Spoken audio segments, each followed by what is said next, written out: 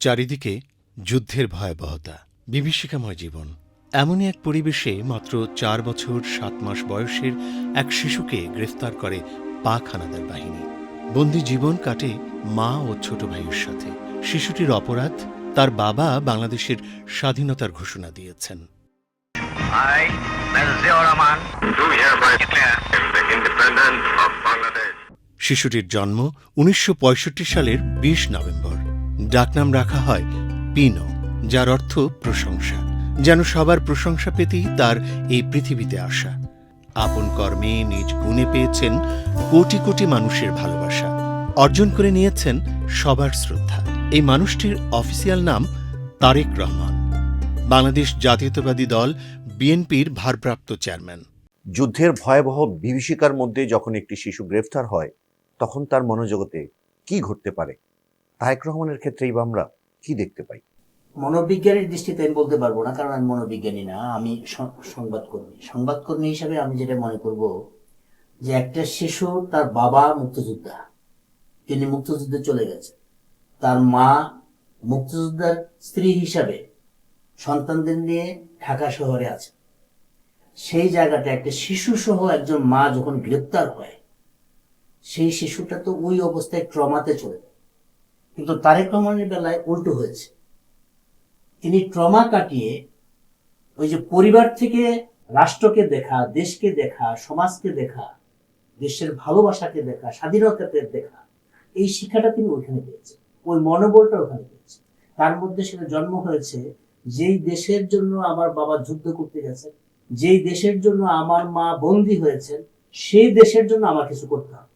সংকট এবং সংগ্রামের মধ্য দিয়ে জীবন শুরু হলেও অন্য শিশুদের মতো খেলাধুলা ভালোবাসেন তারেক রহমান। সেই ভালোবাসা এখন সামাজিক বাস্তবতায় রূপ নিয়েছে। সুযোগ পেলেই তিনি নিজেই ফিরে যান শৈশবে। তারেক রহমানের নেতৃত্বে যদি আগামীতে সরকার গঠন হয়, খেলাধুলা করে খেলোয়াড়রা যেন পরবর্তী জীবনে চাকরি বাকরি পায়, খেলোয়াড়রা যে খেলবে তার বেনিফিটটা কি, তার ভবিষ্যৎ নিশ্চয়তা কি, তার ভবিষ্যৎ নিশ্চয়তার জন্য ওনারা কাজ করবে। বিএনপির ভারপ্রাপ্ত চেয়ারম্যান তারেক রহমান, আপনি ইতিমধ্যেই বাংলাদেশের ক্রীড়াঙ্গন নিয়ে আপনার পরিকল্পনার কথা জানিয়েছেন। আপনি বলেছেন স্কুল লেভেল থেকে খেলাধুলাকে বাধ্যতামূলক করা। আপনি 5টি খেলার উপর গুরুত্ব দিয়েছেন। বাংলাদেশের খেলাধুলাকে যদি এগিয়ে নিতে হয়, তবে এরকম পরিকল্পনার সফল বাস্তবায়নই দরকার। কিন্তু শৈশব পেরোনোর আগেই তারেক রহমানের জীবনে নেমে আসে এক ভয়াবহ বিপর্যয়। মাত্র 16 বছর বয়সে বাবা রাষ্ট্রপতি জিয়াউর রহমানকে হারান তিনি। ছোট ভাই আর মাকে নিয়ে শুরু হয় জীবন সংগ্রাম। বাবা নেই, বিএনপিকে সংগঠিত করতে দিন রাত পরিশ্রম করে যাচ্ছেন গৃহিণী থেকে রাজনীতিতে আসা মা বেগম খালেদা জিয়া। মায়ের সেই সংগ্রাম খুব কাছ থেকে দেখেছেন কিশোর তারেক। তখন থেকেই তাঁর রাজনীতিতে হাতেখড়ি। ঢাকার বিএএফ শাহীন কলেজ থেকে উচ্চ মাধ্যমিকের পড়াশোনা শেষ করে তারেক রহমান ভর্তি হন প্রাচ্যের অক্সফোর্ড ঢাকা বিশ্ববিদ্যালয়ের আন্তর্জাতিক সম্পর্ক বিভাগে। বিশ্ববিদ্যালয়ে তিনি সক্রেটিস, প্লেটো, অ্যারিস্টটল, রুশো এবং অন্যান্য ব্যতিক্রমী চিন্তাবিদদের রাজনৈতিক চিন্তাধারার সঙ্গে পরিচিত হন। চলুন শুনি বাংলাদেশের ভবিষ্যৎ নেতাকে নিয়ে ঢাকা বিশ্ববিদ্যালয়ের বর্তমান শিক্ষার্থীদের ভাবনা। রাজনীতিটা হবে মানুষের পক্ষে। এখানকার যে শিক্ষার্থী, সেই শিক্ষার্থীদের স্বার্থে, শিক্ষার স্বার্থে এখানকার ছাত্র রাজনীতি যেমন হওয়া উচিত, ঠিক তেমনিভাবে জাতীয় রাজনীতিতে এই শ্রমজীবী খেটে খাওয়া মানুষের যে অংশীদারিত্বের কথা, যে অধিকারের কথা, যে রাজনীতি বাস্তবায়ন করতে পারে, সেই রাজনীতিটাকে জয়যুক্ত করা এবং সেই রাজনীতির কাফেলাটাকে আরো দীর্ঘ করা। জনগণের জন্য, সেবার জন্য রাজনীতি হোক। রাজনীতি আমরা দলীয় কোনো প্রভাব বা দাঙ্গা হানাহানি এইসব চাই না। আমরা সুষ্ঠু একটা সুন্দর দেশ চাই। 1986 সালে প্রেস ক্লাবে একটি সংবাদ সম্মেলনে উপস্থিত হয়ে তারেক রহমান তুলে ধরেন কিভাবে পাতানো নির্বাচনের ষড়যন্ত্র করেছে স্বৈরাচার এরশাদ সরকার। ফলস্বরূপ তার কণ্ঠস্বরকে স্তব্ধ করতে স্বৈরাচার সরকার মায়ের সাথে তারেক রহমানকে গৃহবন্দী করে রাখে। পরবর্তীতে বেগম খালেদা জিয়া যখন আন্ডারগ্রাউন্ডে, তখন তারেক রহমানও দলের অন্য নেতাদের কাছে চেয়ারপারসনের বার্তা পৌঁছে দিতেন অত্যন্ত গোপনে। এ যেন তার রাজনৈতিক জীবনের এক অন্যরকম হাতেখড়ি। 1988 সালে দলের বগুড়া জেলার গাবতলী উপজেলা ইউনিটে সাধারণ সদস্য হিসেবে বিএনপিতে যোগদান করেন তারেক রহমান। 1991 সালে জাতীয় সংসদ নির্বাচনে বেগম খালেদা জিয়ার 5টি আসনের প্রচারণা ও সমন্বয়কের দায়িত্ব পালন করেন তিনি।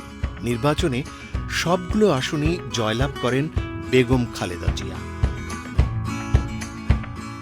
2001 সালের 8ম জাতীয় সংসদ নির্বাচন পরিক্রমার মধ্য দিয়ে জাতীয় রাজনীতির অন্যতম আলোচিত ব্যক্তিতে পরিণত হন তারেক রহমান। আওয়ামী লীগের সাজানো প্রশাসন ও কালো টাকার বিপরীতে বেগম খালেদা জিয়ার বলিষ্ঠ নেতৃত্বে এবং তারেক রহমানের দূরদৃষ্টি, বিচক্ষণতা, বৈজ্ঞানিক পরিকল্পনা এবং কঠোর পরিশ্রমে বিএনপি 193টি আসনে জয়লাভ করে সরকার গঠন করে। দল সরকার পরিচালনা করলেও তিনি থেকে যান সরকারের বাইরে। এ সময় দেশপ্রেমী বাংলাদেশি জাতীয়তাবাদী শক্তিকে আলোর পথ দেখাতে তারেক রহমান ছুটে বেরিয়েছেন দেশের এক প্রান্ত থেকে অপর প্রান্তে। হৃদয় দিয়ে মানুষকে অনুভব করেছেন। তৃণমূল পর্যায় থেকে মজবুতভাবে গড়ে তুলতে চেয়েছেন উন্নয়ন ও উৎপাদনের রাজনীতি। একটি উদ্যোগ, একটু চেষ্টা এনে দেবে সচ্ছলতা। এই স্লোগানে গরিব ছিন্নমূল মানুষকে স্বাবলম্বী হওয়ার পথ দেখান তারেক রহমান। তার এই উদ্যোগ যে কতখানি আধুনিক ও বাস্তব নির্ভর তার প্রমাণ দেখা গেছে 2025 সালের মে মাসে মার্কিন যুক্তরাষ্ট্রে। তারেক রহমানের পলিসি নিয়ে গ্রিন গ্রোথ পাইলট প্রকল্প চালু করেছে New Jersey state government. Tarique Rahman ছুটে গিয়েছেন উদ্যোগী, উদ্ভাবনী, পরিশ্রমী তরুণের পাশে। অভাবী মেধাবী শিক্ষার্থী, কৃষক, দিনমজুর, আর্তপীড়িত আবার সম্ভাবনাময় উদ্যোক্তার কাছে। তার এই মহতী কার্যক্রম আজও অব্যাহত রয়েছে বিএনপি, এর অঙ্গ ও সহযোগী সংগঠন এবং আমরা বিএনপি পরিবারের মাধ্যমে।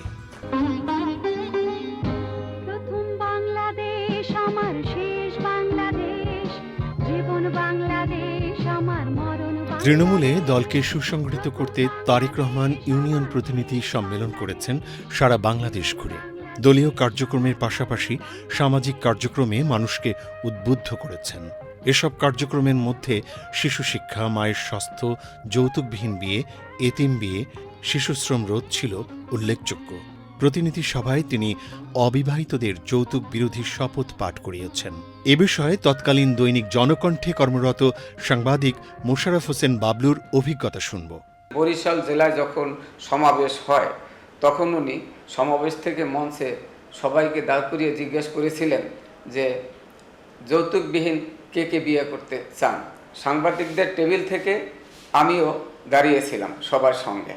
আমি ওনার কথা রেখেছি, যৌতুকবিহীন বিয়ে করেছি। ইউনিয়ন প্রতিনিধি সভাগুলো প্রায় সবগুলি কভার করেছিলেন তখনকার এনটিভির প্রতিনিধি ফরিদ আলম। বর্তমানে তিনি নর্থ আমেরিকার এনটিভির ব্যুরো প্রধান হিসেবে কর্মরত আছেন। তার সাথে বিএনপির তৃণমূল সম্মেলন সহ বহু জায়গাতে যাওয়ার সুযোগ হয়েছে, তার সাথে অনেক কথা বলার সুযোগ হয়েছে। তিনি সাংবাদিকদের সাথে বহু কথা শেয়ার করেছেন, যেটার অংশীদার আমিও ছিলাম। সেই সুবাদে বলি যে তারেক রহমান একজন বিনয়ী, সৎ এবং সদালাপী মানুষ। তিনি সবসময় আমাদের কাছে শুধু দেশের অসহায় মানুষের কথা বলতেন, তিনি তাদের জন্য কিছু করতে চান। আমি আশা করি যে বাংলাদেশের মানুষ যদি একবার তার হাতে নেতৃত্ব তুলে দেয় তাহলে এই দেশ বহু দূর এগিয়ে যাবে। আমরাও সেই প্রত্যাশায় রয়েছি। 2001 সালের বিজয়ের পর দিন যত গড়াতে থাকে ততই মরিয়া হয়ে ওঠে বাংলাদেশ বিরোধীরা। শুরু হয় দেশি বিদেশি ষড়যন্ত্র। পরিকল্পিতভাবে চলে তারেক ঠেকাও মিশন। বাংলাদেশের অগ্রযাত্রা থামিয়ে দিতে তারেক রহমানকে স্তব্ধ করতে গিয়ে ষড়যন্ত্রকারীরা রচনা করে ইতিহাসের এক কলঙ্কময় অধ্যায় 1/11। তারেক রহমান ও তার পরিবারের উপর নেমে আসে অবর্ণনীয় নির্যাতন ও মিথ্যা মিডিয়া ট্রায়াল।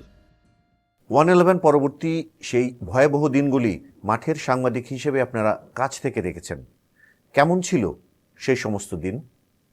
তখন আমরা দেখেছি যে আসলে বিভিন্ন গোয়েন্দা সংস্থার পক্ষ থেকে জনাব তারেক রহমান, বেগম খালেদা জিয়া ওনাদেরকে বিরুদ্ধে বিভিন্ন প্রেসক্রাইব নিউজ আমাদের বিভিন্ন গণমাধ্যম কর্মীদের কাছে পাঠানো হতো। তারা নিজেরা নিউজ তৈরি করে দিত, হেডিং তৈরি করে দিত, কোন পেজে কতটুকু ছাপা হতো সেটাও পর্যন্ত বলে দিত। এবং সেক্ষেত্রে আমাদের যারা নীতি নির্ধারক ছিল তাদেরকে চাপ প্রয়োগ করে নিউজ করতে বাধ্য করা হতো। মধ্যে মধ্যে তো এমন হয় অফিসে এসে বসে থাকতো, এটা করতে হবে, এইভাবে করতে হবে, করতে হবে।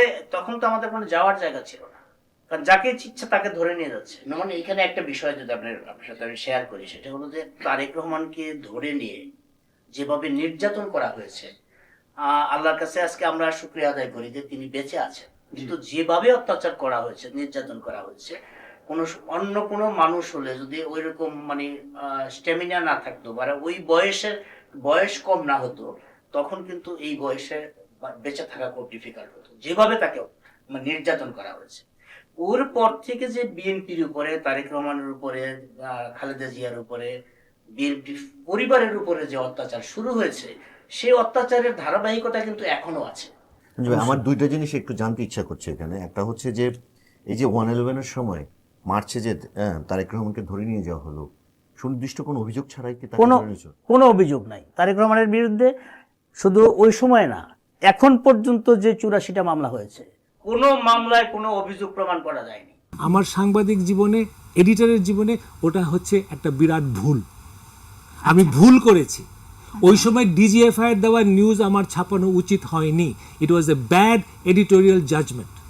আমি অপকটে স্বীকার করি।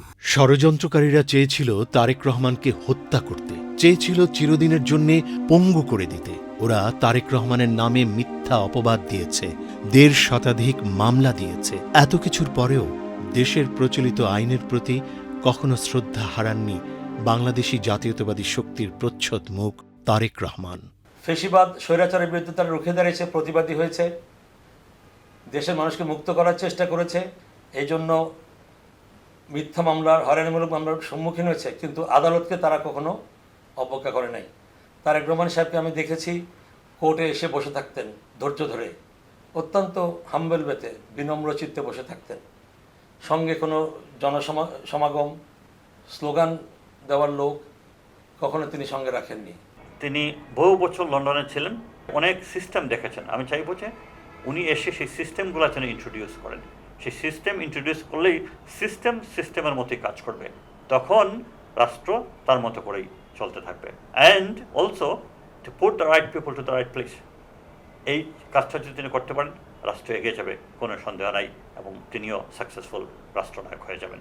2001 সালের পরে বিএনপি ক্ষমতায় আসার পর শেখ হাসিনা এবং তার দলের তৎকালীন সাধারণ সম্পাদক আব্দুল জলিল লাগামহীনভাবে শহীদ রাষ্ট্রপতি জিয়াউর রহমানের পরিবারকে তারা বিভিন্নভাবে ষড়যন্ত্রমূলক তথ্য তারা প্রচার করতেন, মিথ্যা তথ্য প্রচার করতেন। যে জনাব তারেক রহমান সাহেব আইনের প্রতি কতটা শ্রদ্ধাশীল লক্ষ্য করলে দেখা যাবে যে তিনি সে সময় শেখ হাসিনা এবং আব্দুল জলিলের বিরুদ্ধে আইনি নোটিশ পাঠিয়েছিলেন। কিন্তু আমরা এটাও জানি যে সে সময় কিন্তু তৎকালীন তাদেরকে আইনি নোটিশ পাঠানো হয়েছিল, ওনারা কিন্তু সেটার কিন্তু জবাব দেননি। মানে আপনার সাথে একটু সাপ্লিমেন্ট করি, আমি 2013-তেও কিন্তু তিনি উকিল নোটিশ পাঠিয়েছিলেন।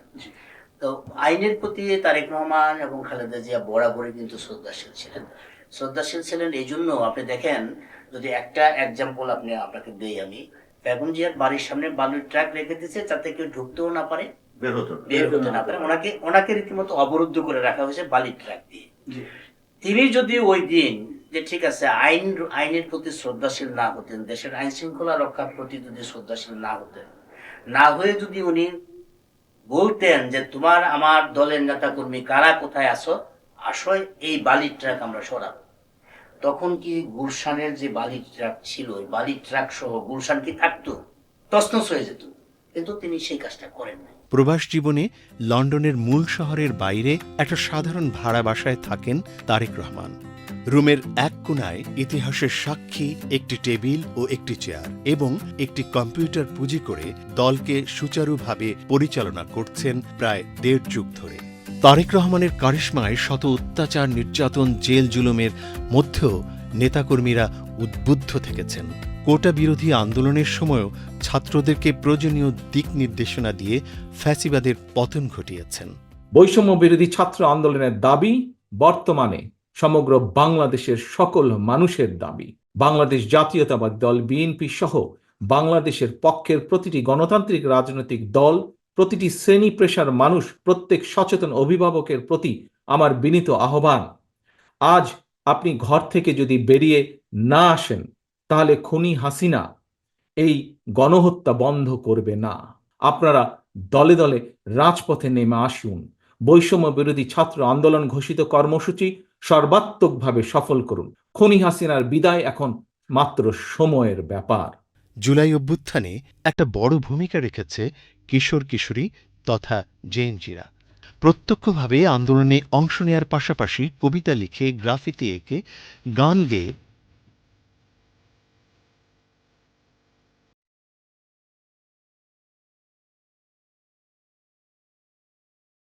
সাধারণ মানুষকে আন্দোলনে উদ্বুদ্ধ করেছে। সেই জেনজিদের কি প্রত্যাশা বাংলাদেশের ভবিষ্যৎ প্রধানমন্ত্রীর কাছে? আমরা ছিলাম একটা রেজিমের এগেনস্টে, একটা সিস্টেমের এগেনস্টে, যে সিস্টেমটা হচ্ছে যে কোনো গভর্নমেন্টকে স্বৈরাচার বানায় দেয়। সিস্টেমটার যদি পরিবর্তন না হয়, যে সরকারই আসুক ওই সরকারকে এই সিস্টেমটা নষ্ট করবে, জনগণের সম্পূর্ণ এগেনস্টে নিয়ে দাঁড় করাই দিবে। আমরা বিচারহীনতার সংস্কৃতিটা চাই না। কোনো নিরপরাধ মানুষ বিচার হয়ে যাবে নিরপরাধ মানুষের অন্যায়ভাবে, এটা আমরা চাই না। Dear Tariq Rahman, as a representative of Bangladeshi youth, we want you to fix the most broken system of our country, the education system. In this system, merit is judged by marks and GPA, where there is little to no recognition of extracurricular activities. But throughout the world, ECA are considered an integral part of university admission tests. But in Bangladesh, there is no scope for that, which is why we want you to make amendments in this very respect.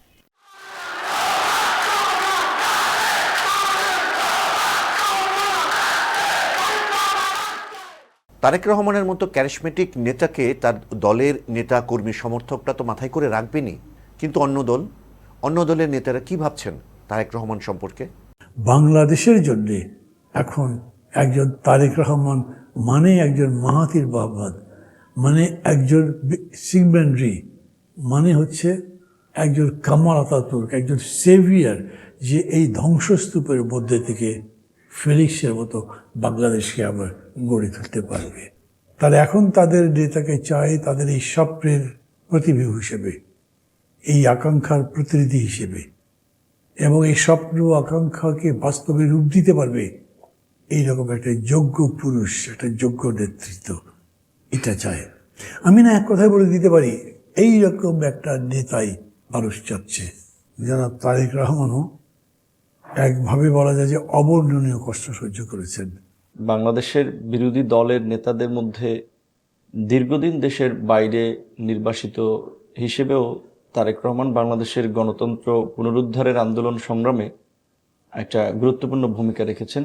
এই প্রজন্মের তরুণদের সাথে তারেক রহমানের একটা সম্পৃক্ততা আছে, বিশেষ করে এই 24শে জুলাই গণ অভ্যুত্থানের মধ্যে দিয়ে আমাদের পুরানো রাজনৈতিক ব্যবস্থা, রাষ্ট্র ব্যবস্থা যে তরুণরা চায় না, সেটার কিন্তু একটা স্পষ্ট জানান দিয়েছেন।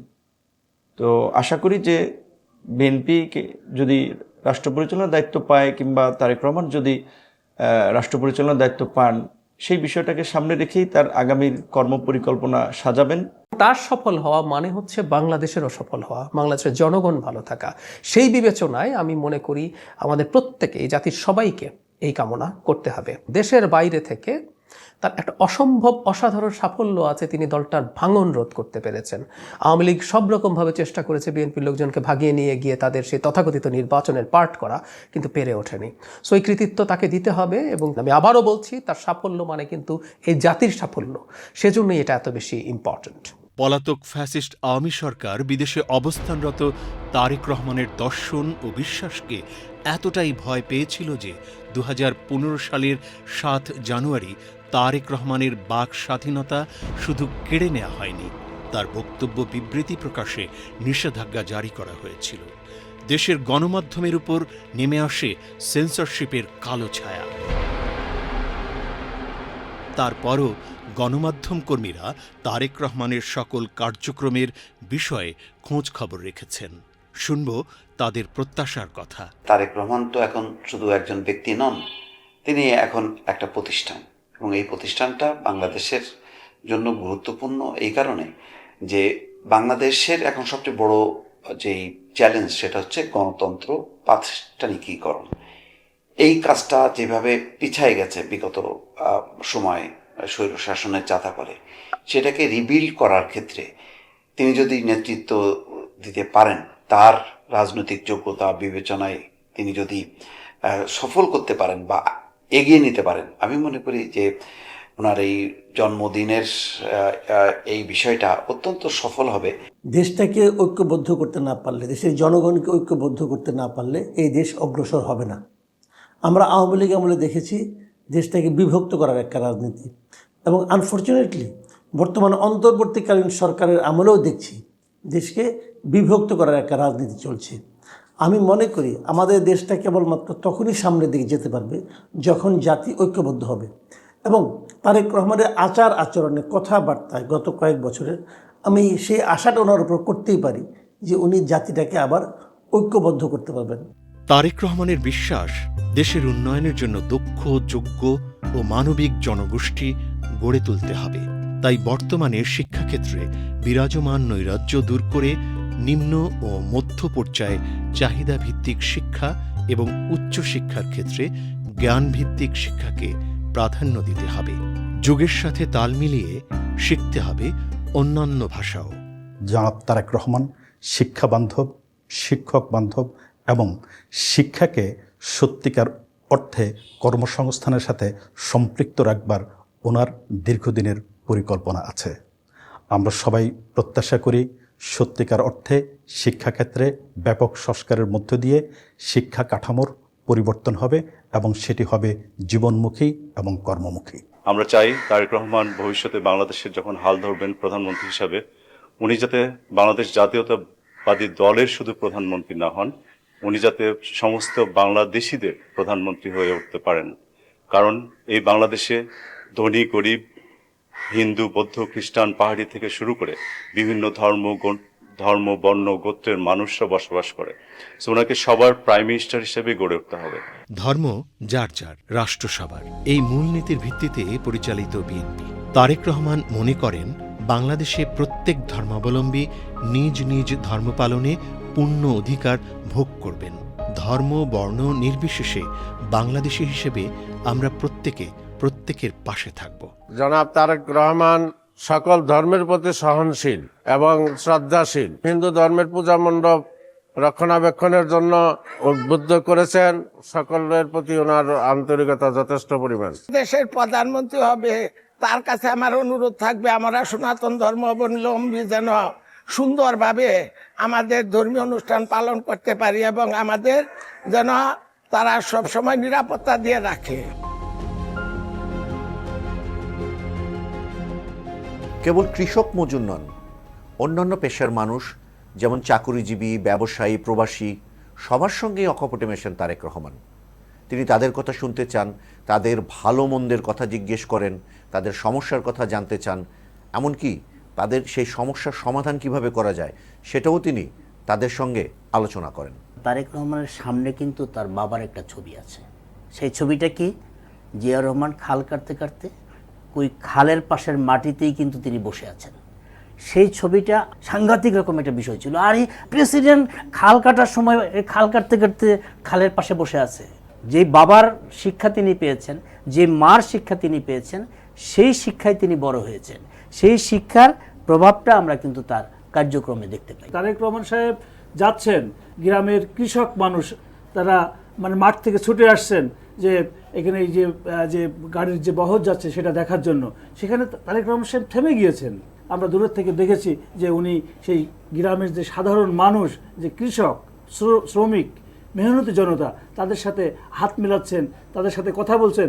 মাঠে ধান রোপণ করছে, সেখানে তিনি চলে গিয়েছেন। হ্যাঁ, নোমানি আপনি ঠিকই বলেছেন। তিনি রাজনৈতিক নেতা, রাজনৈতিক কর্মীর চেয়ে তার যে মানবিক তারেক রহমান, এইটাও কিন্তু অনেক বড় ক্যানভাস। 15-16 বছর দেশে যে ডাকা দিয়ে গেল ধ্বংসের দিকে, তার জিয়া এই দেশের সফলতা করুক। আমাদের দেশের যুব সমাজকে যারা রক্ষা করবে, রাস্তাঘাটে মানুষ ঘুমায়, এদের কোনো থাকার জায়গা নাই, কোনো থাকার ব্যবস্থা নাই। তারেক রহমানের কাছে এটাই আমাদের চাওয়া, মানুষ সুস্থ সবল থাকুক। আমি চাই তারেক রহমান দেশে রাষ্ট্রনায়ক হোক, এদেশ উনি ভালো করে পরিপূর্ণ চালাক, উনি নতুন প্রজন্ম দেখো শিক্ষিত সমাজ কি তাদের সাথে বোঝাপড়া করে উনি দেশ রাষ্ট্র চালাইবো। তারেক জিয়া আইসা দেশের উন্নতি করুক, দেশের অরাজকতা দূর করুক। তারেক জিয়ার জন্য দোয়া করি, আল্লাহ তার হায়াত দারাজ করুক, আল্লাহ তার সুষ্ঠুভাবে দেশ চালানোর ক্ষমতা দিক। একটি আন্তর্জাতিক মানের ব্যবসা বান্ধব পরিবেশ গড়ে তোলবার জন্য যে সমস্ত বাধা নিষেধ বাংলাদেশের আমলাতান্ত্রিক বিশেষ করে যে সমস্ত জটিলতা আসে, এই সমস্ত জটিলতা নিরসন করে বাংলাদেশকে একটি ব্যবসা বান্ধব দেশ হিসেবে, ব্যবসা বান্ধব সরকার হিসেবে আপনি প্রয়োজনীয় ব্যবস্থা গ্রহণ করবেন।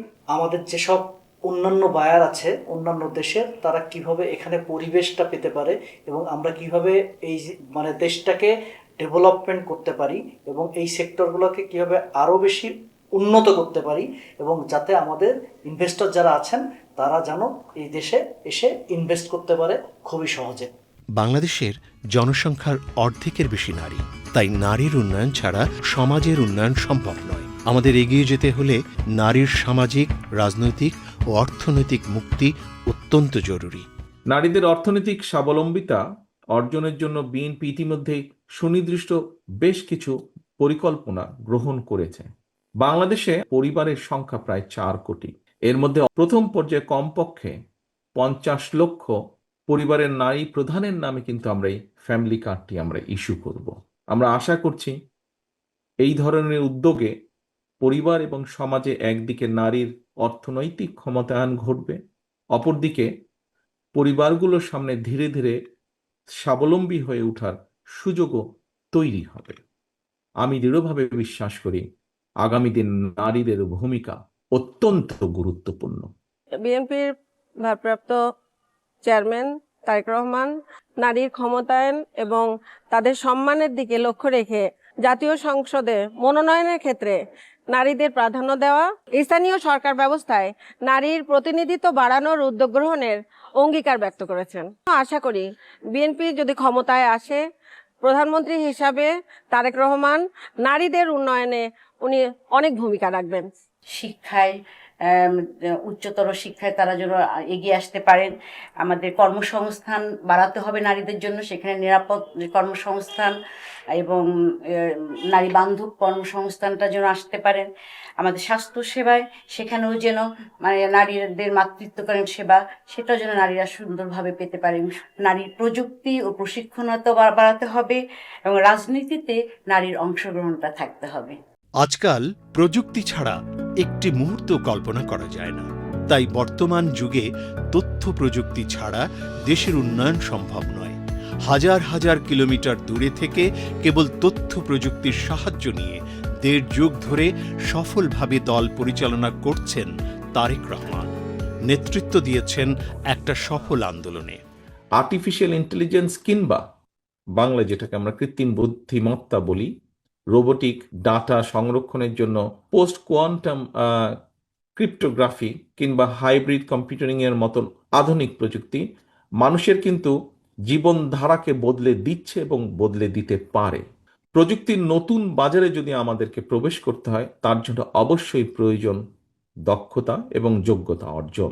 আপনি আমাদের আইটি স্ট্রাকচারকে আন্তর্জাতিক বিশ্বের সাথে তাল মিলিয়ে আন্তর্জাতিক মানের সমমানের নিয়ে যাবেন, যার মাধ্যমে আমরা বাংলাদেশ থেকে অনেকগুলো স্টার্টআপ কোম্পানি পাবো এবং আমাদের আউটসোর্সিংয়ের মাধ্যমে বাংলাদেশের অনেক হাজার হাজার বেকার তরুণ এবং তরুণীদের কর্মসংস্থানের ব্যবস্থা হবে।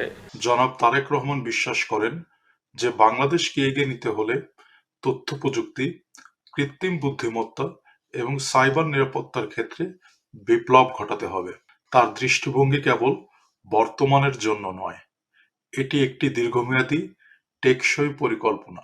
আপনি এমন কিছু করুন জানি সারা দেশের মানুষ আপনার মাধ্যমে দেশ গঠনে অংশগ্রহণ করে এবং দেশকে অনন্য উচ্চতায় নিয়ে যায়। সংবিধান এবং রাষ্ট্র ব্যবস্থা সংস্কারের জন্য ভারপ্রাপ্ত চেয়ারম্যান জনাব তারেক রহমান যে 31 দফা ঘোষণা করেছেন, তার মধ্যে 29তম দফা হচ্ছে ক্লাইমেট চেঞ্জ। এটা বাংলাদেশের অত্যন্ত ঝুঁকির মধ্যে আছে এই ক্লাইমেট চেঞ্জের জন্য, এবং এটা একটি যুগান্তকারী পদক্ষেপ হিসাবে গৃহীত হবে এটা বাস্তবায়িত হলে, এবং এটা মাননীয় ভারপ্রাপ্ত চেয়ারম্যানের মাধ্যমে এটা বাস্তবায়িত হবে। ফ্যাসিবাদের পতনের পর তারেক রহমান বলেছেন ৭১ ছিল স্বাধীনতা অর্জনের যুদ্ধ, আর ২৪ স্বাধীনতা রক্ষার যুদ্ধ। স্বাধীনতা রক্ষার জন্য সবার আগে দেশের রাজনৈতিক ধারা পরিবর্তনের কথা বলেছেন তিনি।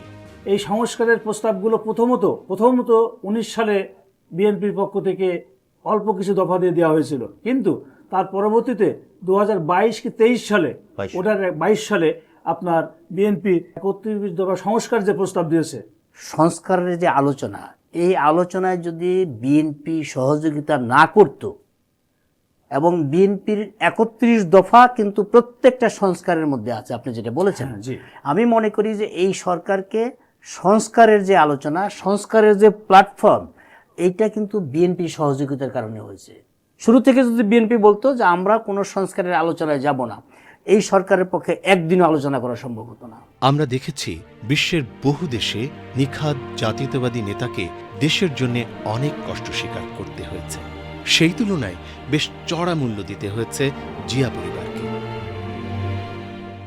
তারেক রহমান তার পিতাকে হারিয়েছেন, ভাই হারিয়েছেন, ৭৮ বছর বয়সী 3 বারের প্রধানমন্ত্রী অসুস্থ মাকে জেল খাটতে দেখেছেন, নিজে কারাবন্দী হয়েছেন, অবর্ণনীয় অত্যাচার নির্যাতনে মারাত্মক অসুস্থ হয়েছেন দেশেরও বেশি মিথ্যা মামলার আসামি। বাবা শহীদ রাষ্ট্রপতি জিয়াউর রহমানের স্মৃতি বিজড়িত বাড়ি ছাড়া হয়েছেন, বাধ্য হয়েছেন নির্বাসিত জীবনযাপনে। এমনকি ফ্যাসিবাদের জিজ্ঞাসার শিকার হয়েছেন তার স্ত্রী ডাক্তার জোবায়দা রহমান। এত কিছুর পরও তারেক রহমান যখন বলেন অতীতমুখিতা আর নয়,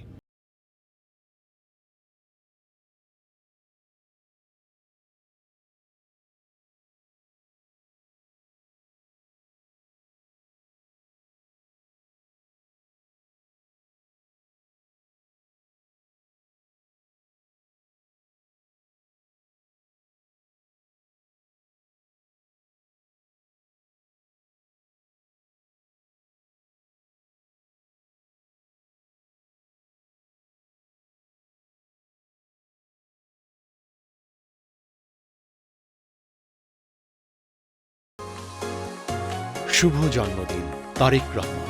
আপনার জন্ম শুধু একটি তারিখ নয়, এ যেন ইতিহাসের বুকে আশা জাগানিয়া এক অপরূপ সূর্যোদয়। আপনি প্রতীক হয়েছেন সাহসের, নির্ভীক নেতৃত্বের, আর দেশের প্রতি নিঃস্বার্থ ভালোবাসা।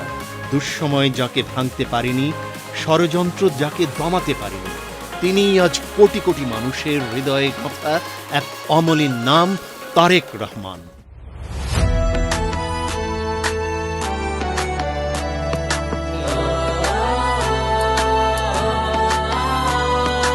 বাংলাদেশের নদ নদীতে যত ঢেউ বয়ে যায়, তার চেয়ে বেশি মানুষ আজও শুধু তোমাকেই চায়।